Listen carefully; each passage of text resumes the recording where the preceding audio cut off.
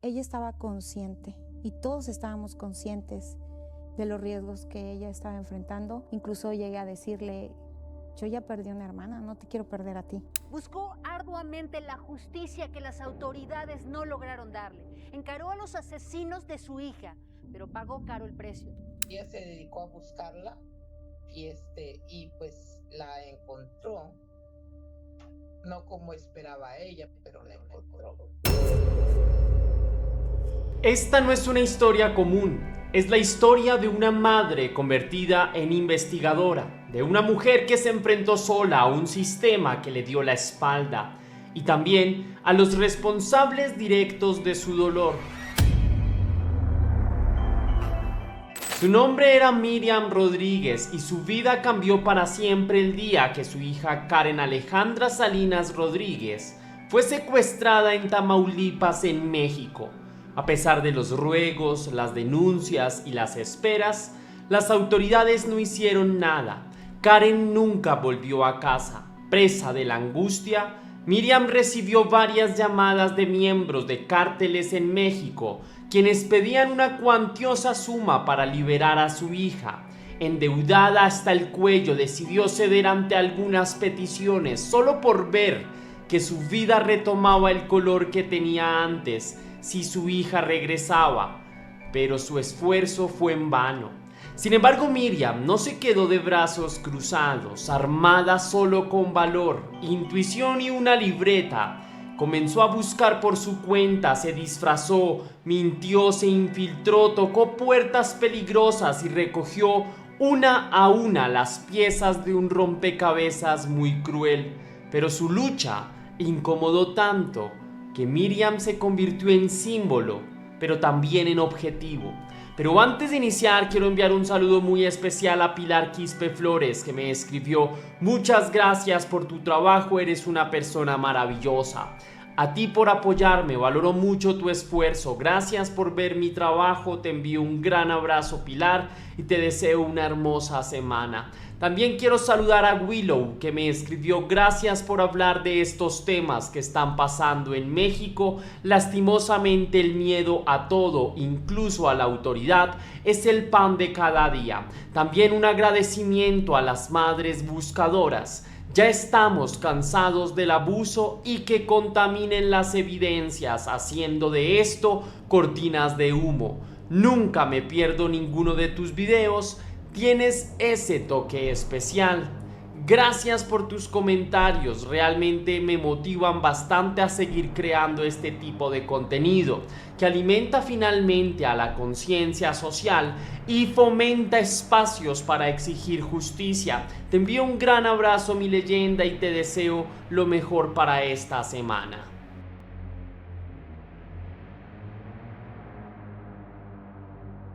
Miriam Rodríguez era una mujer mexicana de 54 años. Trabajaba como niñera para una familia en McAllen, Texas, Estados Unidos. La mujer era empleada de tiempo completo y vivía con la familia que le daba trabajo. Cada fin de semana volvía a México a pasar tiempo con su familia y también para atender un negocio familiar llamado Rodeo Boots, una tienda de indumentaria vaquera. Su vida era relativamente normal, sin embargo, un suceso estaba a punto de cambiar las cosas. En la madrugada del 24 de enero del año 2014, Miriam recibió una llamada que la dejó helada. Azalea, una de sus hijas mayores, le dijo que su hermana Karen, de 20 años, había sido secuestrada. Inmediatamente Miriam tomó papel y lápiz, escribió un mensaje para sus jefes, tomó sus cosas y en el puente internacional de Reynosa tomó un autobús hasta San Fernando en Tamaulipas, lugar donde vivía el resto de su familia. Por aquella época, San Fernando de Tamaulipas era uno de los lugares más peligrosos del mundo. El clan de los Zetas, que durante mucho tiempo había sido el brazo armado del clan del Golfo, se separó del cártel del comercio ilícito de sustancias, lo que produjo entre ambos bandos fuertes encuentros armados en los que indefectiblemente terminaron involucrados los civiles. Casi a diario se producían enfrentamientos que dejaban grandes cantidades de muertos. Las calles casi parecían fosas comunes. De hecho, para esa época muchas personas optaron por abandonar la ciudad, pues temían por su bienestar.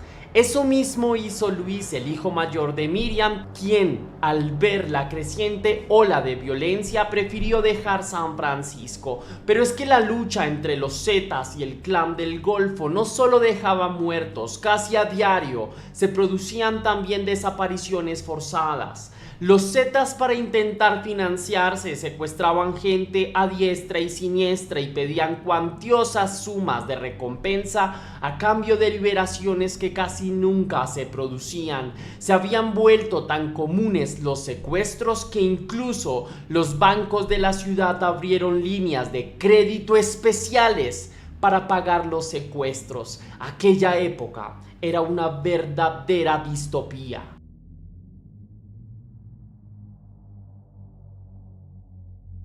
Una vez en México, Miriam y su familia empezaron a recibir llamadas por parte de los captores.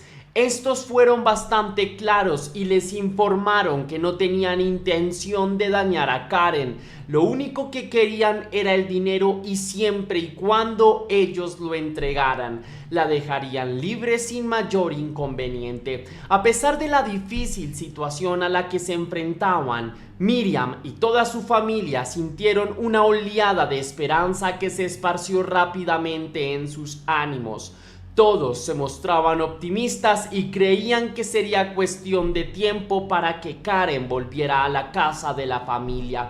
Aunque los captores exigían una elevada suma de dinero, los familiares de la joven de 20 años no pusieron objeción alguna. Sin dejar que el tiempo pasara, el esposo de Miriam pidió un préstamo y le fue concedido al cabo de poco tiempo. Aunque no se conocen las cifras exactas, algunos medios apuntaron a que para la liberación se exigían $100,000 o una cifra similar. Una vez obtenido el dinero, los Rodríguez esperaron pacientemente las indicaciones de los secuestradores.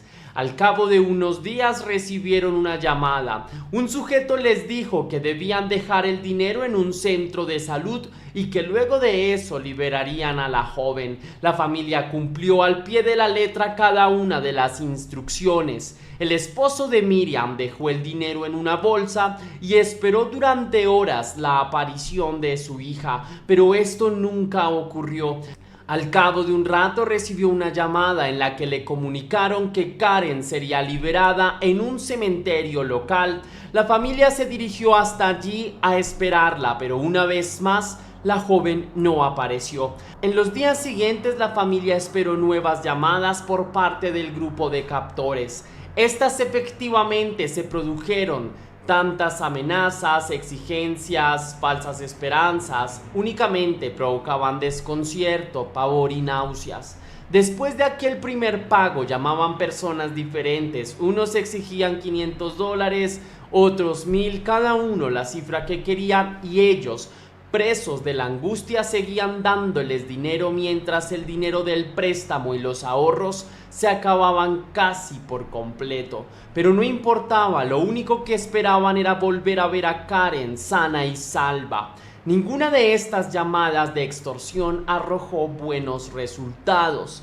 Agotada de aquella situación, Miriam trató de buscar ayuda. Todo el mundo le cerró las puertas en la cara. La policía le dijo que no podía hacer nada, de modo que no tuvo más alternativas que empezar a actuar por su propia cuenta. La mujer consiguió una cita con uno de los líderes de los Zetas, grupo armado que parecía ser responsable del secuestro de Karen. El encuentro se produjo en uno de los casi deshabitados restaurantes de San Fernando.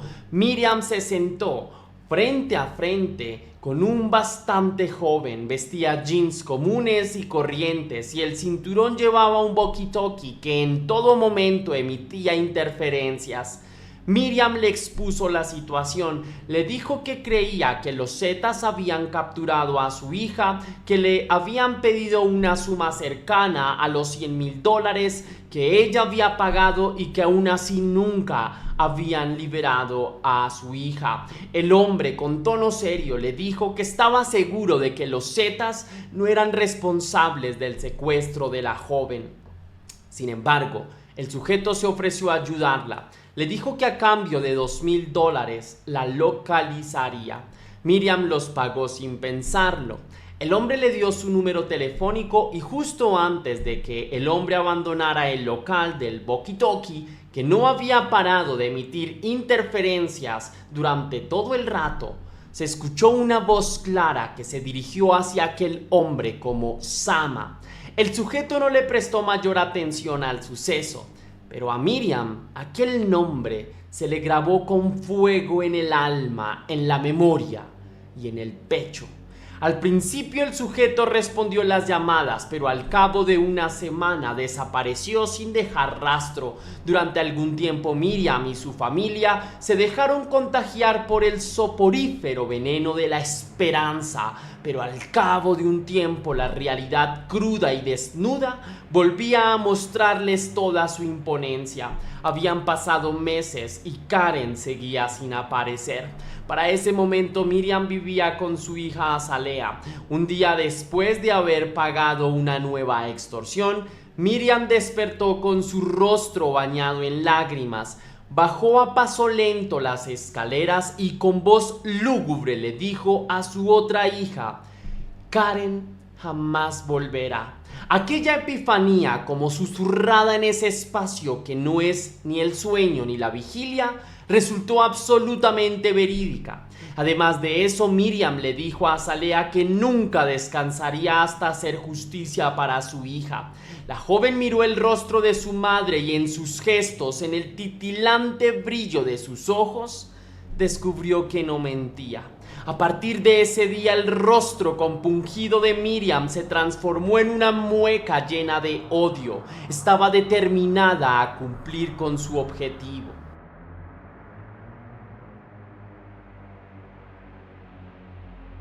Por su cuenta, Miriam logró averiguar los detalles del secuestro de su hija. Este se produjo el 23 de enero. Luego de salir del negocio familiar, Karen abordó su camioneta y se encaminó hacia su casa. En una parte del trayecto, dos camionetas la alcanzaron y la flaquearon, una por cada lado. Por medio de señas y amenazas hicieron que la joven se detuviera y un grupo de personas bajó de la camioneta y la abordó. Luego de esto la llevaron hasta su casa. Allí la maniataron de manos y pies y la amordazaron.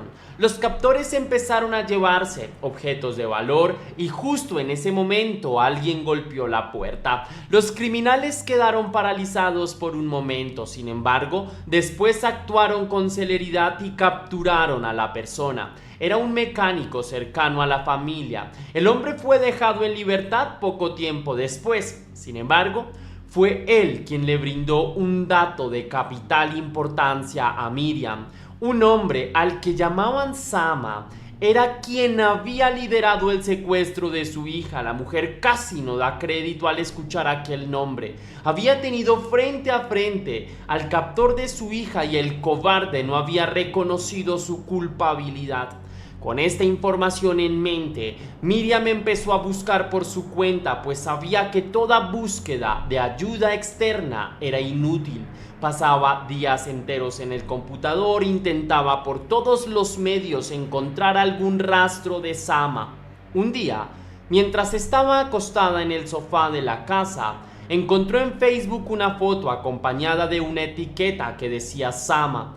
En la foto la mujer reconoció inmediatamente el rostro enjuto, imberbe y la complexión delgada de aquel sujeto al que había conocido antes. Junto a él aparecía una mujer. Miriam indagó a fondo y se enteró que se trataba de una mujer que trabajaba en una heladería ubicada en Ciudad Victoria, a 2 horas de San Fernando. Miriam se cambió la apariencia, se tiñó el cabello, se lo cortó, utilizaba prendas de vestir bastante diferentes a la que siempre había acostumbrado. Quería pasar desapercibida y así lo hizo. Día tras día la mujer iba hasta la heladería. Se aprendió de memoria los turnos de la mujer y un día finalmente vio que Sama apareció sin precipitarse ni un poco, esperó pacientemente a un buen palmo de distancia, siguió a la pareja hasta una casa a la que entraron. Ella anotó la dirección y volvió a su casa. Había dado un enorme paso de su larga batalla. A los días siguientes volvió a aquella casa vestida con un uniforme del personal de salud y acreditada con una identificación falsa. Se hizo pasar por una encuestadora, así consiguió el nombre real de Sama, así como otros datos del secuestrador. Esto no fue lo único que consiguió, obtuvo fotos del sujeto con un grupo de varias personas quienes también habían participado en el secuestro de su hija. Miriam tocó innumerables puertas del gobierno y de la policía. Muchos de ellos le dijeron que estaba loca y que el tener un nombre pues realmente no significaba nada ni tampoco una acusación sólida. Sin embargo, de todas las personas a las que buscó, un oficial de policía sí la escuchó. La mujer le mostró la carpeta con toda su investigación. El oficial, asombrado por toda la investigación, emitió una orden de aprehensión para Sama, pero antes de ser capturado escapó. Miriam no permitió que la frustración se apoderara de ella. Con un aplomo increíble siguió trabajando exhaustivamente. Poco a poco fue descubriendo información sobre los otros implicados en el secuestro de su hija y con precisión milimétrica iba armando una carpeta llena de información con datos de los implicados. El 15 de septiembre del año 2014, Miriam recibió una llamada de Luis, su hijo. Le dijo que Sama acababa de entrar a su tienda. Luis había visto tantas veces aquel rostro por las fotos que su madre le mostraba que era imposible confundirlo. Sama había llegado hasta la tienda para mirar artículos. Luis trató de entretenerlo hasta la llegada de la policía, sin embargo el sujeto abandonó el lugar antes. Para no levantar sospechas, Luis no intentó retenerlo. A cambio lo siguió cuidadosamente. El sujeto se bajó en la plaza principal. Allí llegaron las autoridades y lo capturaron. El primero de muchos había caído. Poco tiempo después, el hombre reveló nombre y paradero de otros implicados. Uno a uno fueron cayendo y todo gracias a los esfuerzos de Miriam. Uno de los implicados, Cristian José Zapata González, de 18 años, fue interrogado por las autoridades. En el interrogatorio también participó Miriam. En un momento determinado, el joven dijo que estaba muy cansado y que tenía hambre. Miriam, sin dudarlo, le dio de comer. Cuando Miriam salió, el hombre, que durante horas no había soltado un solo detalle, les dijo que los llevaría hasta el lugar en donde probablemente se encontraba el cuerpo de Karen. Probablemente se sintió conmovido por la amabilidad de Miriam. La Procuraduría de Justicia de Tamaulipas detuvo en Boca del Río, Veracruz, a Alejandra N., apodada La Machorra, quien presuntamente participó en el secuestro y homicidio de Karen Alejandra, hija de Miriam Rodríguez.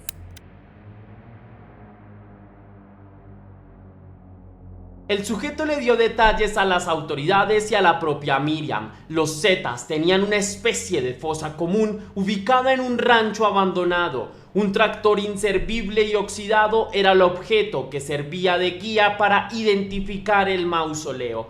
Miriam y las autoridades lo localizaron. La angustiada madre excavó ella misma con sus propias manos aquel terreno. Encontró huesos por todas partes, muchos de ellos prácticamente pulverizados. A cada hallazgo se preguntaba si alguno de ellos pertenecía a su hija y sin descansar volvía de inmediato a la búsqueda. En aquel lugar encontró varios objetos personales de Karen, una bufanda y el cojín del asiento de la camioneta. Para ella, esa fue la revelación irrefutable de que el cuerpo de su hija yacía allí. Los médicos forenses determinaron que en el lugar habían más de 10 cuerpos. Sin embargo, según ellos, Ninguno mostraba indicios de pertenecer a Karen. Miriam, que se había enfrentado a obstáculos más grandes a lo largo de su vida, no dio crédito a los resultados y exigió que repitieran los análisis las veces que fueran necesarias. Muchos investigadores no sentían particular agrado hacia ella. Era una mujer grosera, de malas formas, pero se había ganado su respeto a pulso. Nadie podía negarle que tenía derecho a exigir que se revisaran nuevamente los hallazgos. Una vez más Miriam tuvo razón, pues los análisis forenses determinaron que un fémur hallado en la zona pertenecía efectivamente a Karen. Después de todo su esfuerzo, la madre por fin tuvo la certeza de que había hallado los restos de su hija. Sin embargo, su labor no había terminado ahí. En los años siguientes, Miriam siguió cazando a los implicados en el secuestro de su hija. Innumerables veces se tiñó el pelo, se disfrazó de las más variadas profesiones e incluso llegó a empuñar armas de fuego en sus manos para acorralar a uno de los secuestradores fugitivos. Era metódica y casi infalible. Incluso se hacía amiga de las familias de los criminales y poco a poco se iba acercando a ellos. Del 2014 al 2017 se las arregló para meter tras las rejas a 10 criminales y todo lo había hecho ella sola. Las autoridades solo aparecían para capturar a los criminales. Acudían al lugar en la fecha señalada y los llevaban a la cárcel. Toda la investigación detrás había sido obra de Miriam, quien en su casa acumulaba montañas de información sobre sus objetivos. Para el año 2017, Miriam había capturado prácticamente a todos los criminales implicados en el secuestro de su hija. Pocos eran los golpes que le faltaban y a todos los tenía contra las cuerdas. Para ese momento Miriam se había convertido en un hito nacional, en un ejemplo de lucha y resistencia, aunque su fuerza emanaba precisamente de la negligencia y el desamparo del gobierno, sus ansias de lucha. Naturalmente, Miriam Rodríguez no solo había conseguido admiradores, también tenía muchos enemigos, especialmente entre los Zetas. Varias veces la mujer dijo que no le importaba morir, pues ella murió el día que secuestraron a su hija. A lo largo de su vida recibió varias amenazas, pero ninguna de ellas la alejaron de su objetivo. En el mes de marzo del año 2017, 20 presos de Ciudad Victoria escaparon de la cárcel. Varios de ellos eran responsables del secuestro de Karen. Muchos de ellos estaban tras las rejas por cuenta de Miriam. Al enterarse de esto, la mujer pidió escolta a las autoridades. Estos efectivamente se la brindaron, aunque solo por unos días y no de forma permanente. Justamente por ese año Miriam se había fracturado un tobillo, por lo que su movilidad se había vuelto bastante limitada. El 10 de mayo, el Día de las Madres, Miriam regresaba a su casa a las 10:21 de la noche. Una camioneta blanca la esperaba cerca de la entrada. Al verla descender, 3 hombres también descendieron de la camioneta y accionaron sus armas contra ella. 13 impactos de bala recibió en su cuerpo. Aquella noche reinó el silencio. Su cuerpo se desplomó sobre el asfalto. Su alma por fin descansaría en paz. Luis, su hijo, durante mucho se obsesionó con aquel crimen. Quería seguir el legado de su madre y llevar tras las rejas a los culpables, pero nunca pudo hacerlo. Su misma familia se lo desaconsejó. Involucrarse en aquella guerra solo tenía un resultado, y ese era la muerte. Los restos de Miriam y Karen descansan uno al lado del otro. Cada tanto Luis y Azalea visitan las tumbas de sus seres amados hasta que el sol se pierde en el horizonte. Los días se van, pero el dolor se ha quedado. Si te gustó la investigación de este caso, mi querida leyenda, déjame saber con tu misterioso like. Si quieres y si puedes hacer una pequeña donación para la producción de Test Misterios, estaré enormemente agradecido. Lo puedes hacer de dos formas distintas. La primera es con el botón de super gracias que se ubica allá abajo justo al lado del botón compartir, o también vía PayPal, ya que tienes el link en la descripción y en el comentario fijado. Si lo haces de cualquiera de estas dos maneras, recibirás un agradecimiento personalizado y un saludo de mi parte para un próximo video. Recuerda seguirme en mis redes sociales, en mi Instagram personal Test Misterios, y si no te interesa saber sobre mi vida, pues puedes hacerlo en mi Instagram de True Crime, soy Tess Misterios, en mi TikTok de True Crime, Tess Misterios, o en mi página de Facebook, Tess Misterios. Y sin más que añadir por hoy, mi querida leyenda, recuerda que las dudas te acompañan, que somos misterio y que tú y yo nos vemos en un próximo caso.